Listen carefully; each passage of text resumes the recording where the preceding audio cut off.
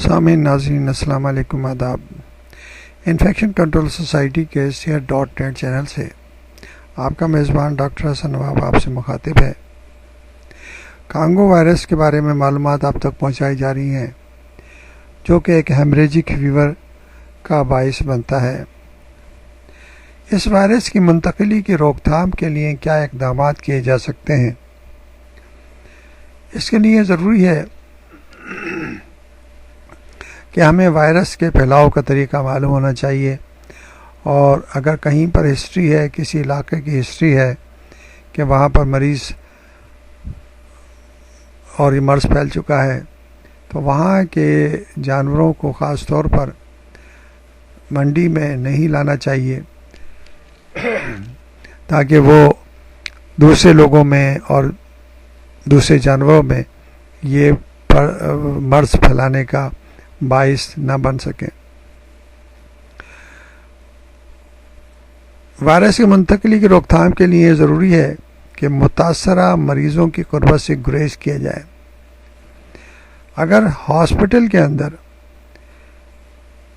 کوئی مریض داخل ہے تو اسپتالوں میں کانگو وائرس سے متاثرہ افراد کی دیکھ بھال کے لیے موجود طبی عملے کو بھی دستانے اور حفاظتی لباس استعمال کرنا چاہیے۔ ہاتھوں کو بہت اچھی طرح دھونا چاہیے۔ انفیکشن کنٹرول پریکٹس کا نفاذ یقینی بنانا چاہیے تاکہ طبی عملے کو کانگو وائرس کی منتقلی سے بچایا جا سکے، کیونکہ اس قسم کے واقعات کئی ہاسپٹل میں ہو چکے ہیں کہ کانگو وائرس کے بیمار مریض ہاسپٹل کے آئسولیشن وارڈ میں داخل ہوئے، وہاں پر جو نرس ان مریضوں کو اٹینڈ کر رہی تھیں وہ بھی اس وائرس سے انفیکٹ ہو گئیں، اور اس کے بعد وہی بیماری جو مریض میں تھی وہ نرس میں اور میڈیکل اسٹاف میں منتقل ہو کر بہت ہی یعنی کہ سیویئر مرض کے شکل میں ظاہر ہوئی، اور اس میں کئی نرسوں کی موت بھی واقع ہو چکی ہے۔ اس طرح ضروری ہے کہ جو ہاسپٹل کا عملہ ہے وہ انتہائی احتیاط سے ایسے مریضوں کی دیکھ بھال کرے۔